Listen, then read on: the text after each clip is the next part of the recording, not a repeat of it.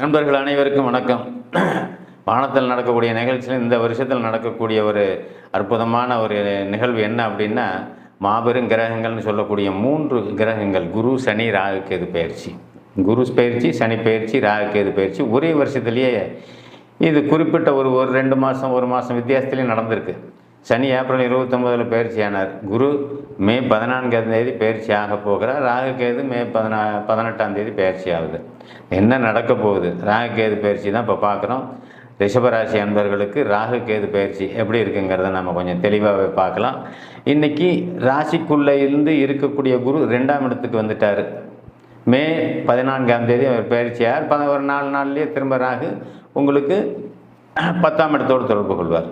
2ல் இருக்கிற குரு 10ஆம் இடத்தை பார்ப்பார். ராகு 10ல் வந்தால் என்ன இருந்தாலும் ஒரு ஜனன ஜாதகத்தில் பிறந்த ஜாதகத்தில் ராகு 10ல் இருக்கிறார் அப்படின்னால் கண்டிப்பாக அவருடைய தொழில் கண்டிப்பாக பாதிக்கப்படும். அந்த பாவத்தை கெடுத்து தான் அவர் பலன் செய்வார்.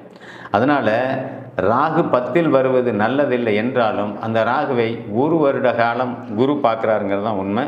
அந்த குரு பார்க்கும்போது 10ஆம் இடம் பொலிவு பெறுது இல்லையா? எப்படி இருந்தாலும் 10ஆம் இடம் பொலிவு பெறும். முதலில் இருக்கக்கூடிய தொழிலை மாற்றி அடுத்து ஒரு புதிய தொழிலுக்குள்ளே நீங்கள் வருவீங்கிறது தான் உண்மை. ஏன்னா அந்த பாவத்தை முதல்ல கெடுத்துரும், செஞ்சுக்கிட்டு இருக்கிற வேலையை முதல்ல கெடுத்துரும், செஞ்சுட்டு இருக்கிற தொழிலை முதல்ல கெடுத்துரும். இதை கண்டிப்பாக ராகு செய்வார். அப்போ அந்த ராகு செய்யும்போது அந்த ராகுவை குரு பார்வையில் வர்றாருங்கிறது தான் உண்மை. உங்கள் ராசிக்கு ரிஷப ராசிக்கு ராஜயோகாதிபதி சனி 11ல் வர்றார். இதெல்லாம் ரொம்ப நல்ல அமைப்பு இருக்கிறதுலையே. ராகு கேது பயிற்சி ரிஷபராசிக்காரனுக்கு தான் ரொம்ப அற்புத பலனை தரும்னு நீங்கள் சொல்லிடலாம். நம்ம ரிஷபராசிக்காரன் எப்பயுமே ஒரு லக்ஸரியான வாழ்க்கையை வாழக்கூடியவங்க தான் நாங்கள் சொல்லிட்டு வர்றோம். அவர்கள் பெரும்பாலும் என்ன சொல்கிறாங்க அப்படின்னா, ஒரு இந்த துறையில் இருக்க மாட்டாங்க. நெருப்பு சார்ந்த துறையிலலாம் அவங்க இருக்க மாட்டாங்க. அதனுடைய சுக்கிரனுக்கு உண்டான அமைப்பு என்ன அப்படின்னா, லக்ஸரியாக ஒரு ஏசி ரூமில் இந்த மாதிரி பேங்க் மாதிரி உத்தியோகம், ஐடி மாதிரி உத்தியோகம், இந்த மாதிரி உத்தியோகத்தில் இருக்கிறவங்க ஜாஸ்தி இருப்பீங்க. இந்த லக்னத்தை சார்ந்தவங்க software engineer, IT, electrical, electronic சம்மந்தப்பட்ட துறையில் அதிகமான அமைப்பில் நீங்கள் செயல்பட்டுருப்பீங்கிறது தான் உண்மை. இதில் இன்னொன்று என்ன அப்படின்னா, ராசிக்கு 2ல் குரு வர்றது நல்லது. ராசிக்கு 3ல் உங்களுக்கு செவ்வாய் இருக்கிறது அதோட சிறப்பு. ராசிக்கு 11ல் சனி வர்றது அதோட சிறப்பு. ராசிக்கு 10ல் ராகு வர்றது ரொம்ப ரொம்ப சிறப்பு. சரி, என்னென்ன தான் நடக்கும் உங்களுக்கு, எங்கெங்கே எந்தெந்த கிரகங்கள் உட்காந்துருக்குங்கிறதுல ஒரு கணக்கு இருக்கு இல்லையா? அப்போ ராசிக்கு 4ஆம் அதிபதி ராசிக்குள்ளேயே இருக்கார் இல்லையா? ராசிக்கு 2ஆம் அதிபதியும் ராசிக்குள்ளேயே இருப்பார். அப்போ நல்ல அமைப்பு தான் உங்களுக்கு. ராகு கேது பயிற்சியில் எந்த பிரச்சனையும் இங்கே கிடையாது.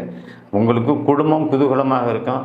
அப்பா அம்மாவோடு சேர்ந்து ஒரே இடத்துல இருந்து அவங்கள சந்தோஷப்படுத்துகிற மாதிரி, அவங்களுக்கு நிம்மதியாக வச்சுக்கிற மாதிரி உங்களுடைய தொழில் வேலை வாய்ப்பெல்லாம் உங்கள் கண்ணு முன்னாடியே நல்ல முறையில் வளர்ச்சிக்கு உண்டான வரையில் தான் போயிட்டுருக்கீங்கிறது தான் உண்மை. சில பேர் கடன் வாங்கியிருப்பீங்க, கடன் கட்ட முடியாத ஒரு சூழலில் ரொம்ப அவஸ்தைப்பட்டுட்டு இருப்பீங்க. அது வங்கி கடனாக இருந்தாலும் சரி, தனியார்கிட்ட வாங்கியிருந்த கடனாலும் சரி, நிறைய பேர் அதை வாங்கி கட்ட முடியாத சூழலில் இருக்கிறவங்களுக்கெல்லாம் இப்போ கட்டக்கூடிய நேரம் இங்கே வருது.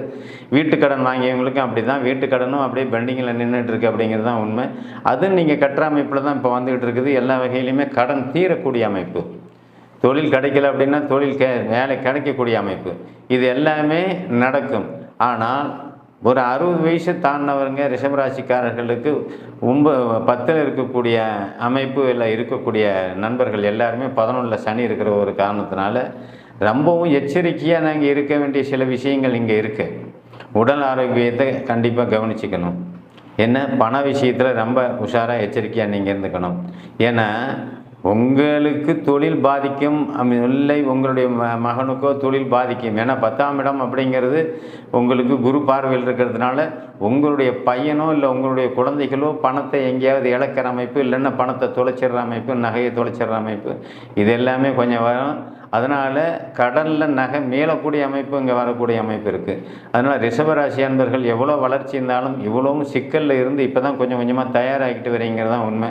அதனால் ரிஷபராசிக்காரர்கள் யாருமே எந்த வகையிலையுமே கஷ்டங்கள் இல்லாத ஒரு வாழ்க்கையை இந்த ஒரு வருஷம், அதாவது சனி பயிற்சி எடுத்துக்கிட்டால் 3 வருஷத்துக்கு நம்ம சொல்லலாம். இந்த ஒரு வருஷம் ராகு கேது பயிற்சி தான் நம்ம பேசிகிட்டு இருக்கோம் நம்ம. அப்போ இந்த ராகு கேது பயிற்சி இந்த ஒரு வருஷமும் உங்களுக்கு அள்ளி கொடுக்கும். எவ்வளோ கடந்தாலும் கட்டிட்டு வெளியே வருவீங்க. அப்போ நல்ல காரியங்களே நடத்தக்கூடிய ஒரு ராகு கேது பயிற்சியாக அங்கே வந்திருக்கு. நல்ல காரியம்னா என்னென்ன நல்ல காரியம்?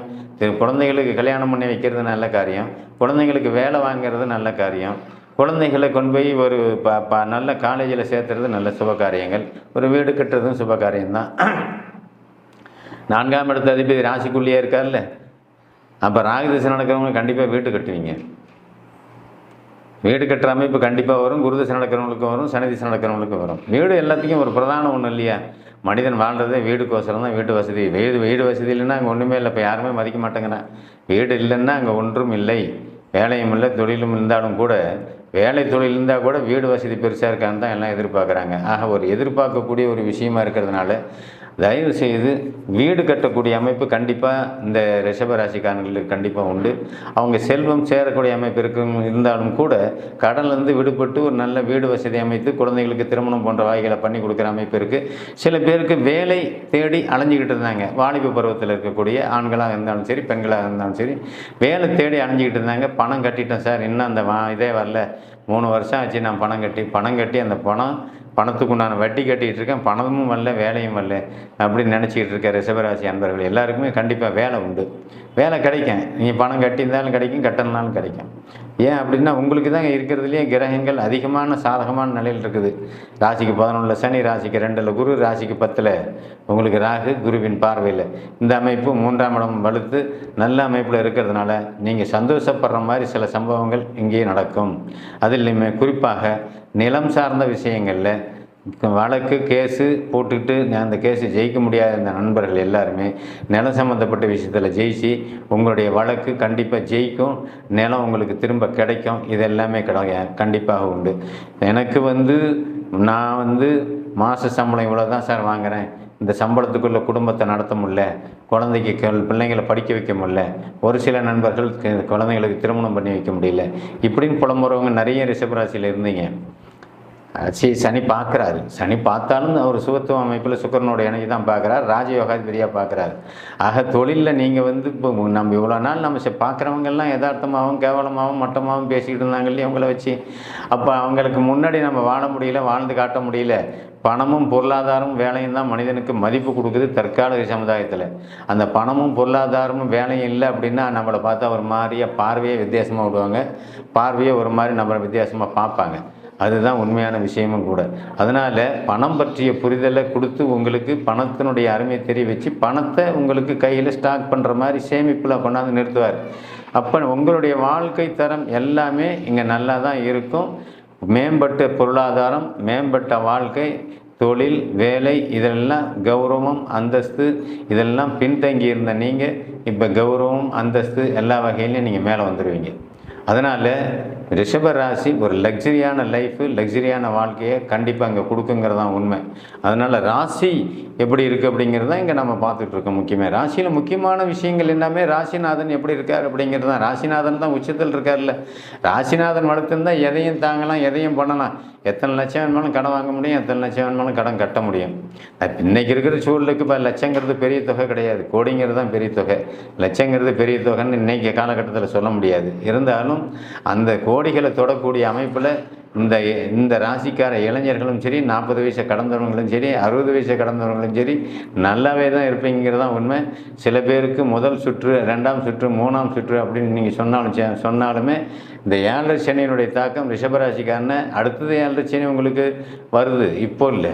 ஆனால் அந்த 7 சனியுமே உங்களை ஒன்றும் பண்ணாது, எந்த வகையிலையும் பாதிக்காது. இன்னொரு 3 வருஷம் கழித்து போனால் 7 சனி வருது, நம்ம எதாவது பாதிச்சிருமா? கண்டிப்பாக இல்லை. லக்னாதிபதி வலுக்க பிறந்தவன் 7 சனியுடைய பாதிப்புலேருந்து விலகி வந்துடுறான் அப்படிங்கிறது தான் உண்மை. ஆக ரிஷபராகி ஒரு சுறுசுறுப்பான, ஒரு ஆக்டிவாக வண்டி, வாகனம், இந்த அமைப்பும் ஒரு லக்ஸரியான வீடு. ஏன்னா வீட்டுக்கு அதிபதியும் அவர் தான், வாகனத்துக்கு அதிபதியும் அவர் தான். ஒரு லக்ஸரியான லைஃபு, நல்ல உணவு பழக்க வழக்கத்துக்கு அதிபதியும் அவர் தான். ஆனால் எல்லாமே உங்களுக்கு கிடைக்க தானே போகுது, கிடைச்சிக்கிட்டு தானே இருக்குது. நான் சொன்ன மாதிரி ஒரு சில நபர்களுக்கு தான் அந்த பாதிப்பு தசாபுத்தி அமைப்பில் கொடுக்குமே தவிர எல்லாருக்கும் அந்த பாதிப்பு கொடுக்காதுங்கிறது தான் உண்மை. அதனால் ரிஷபராசி அன்பர்கள் எல்லாருமே செல்வாக்காகவும் சிறப்பாகவும் நல்ல முறையிலையும் நீங்கள் இருப்பீங்க. குடும்பஸ்தானம் வலுத்து இருக்குது. குடும்ப பாவத்தில் குரு அமைந்திருக்கிறார்.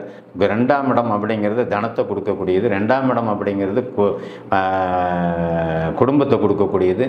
தனமோ குடும்பமோ பொருளாதாரமோ எந்த வகையிலுமே உங்களுக்கு எந்த திசை நடந்தாலுமே பின்னடைவில்லை.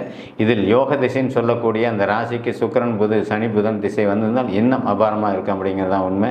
அதனால் ரிஷபராசி அன்பர்கள் செல்வாக்காகவும் சிறப்பாகவும் நல்லாவும் இந்த ராகு கேது பயிற்சி வாழ வைக்கும் அப்படிங்கிறது தான் உண்மை. நன்றி, வணக்கம்.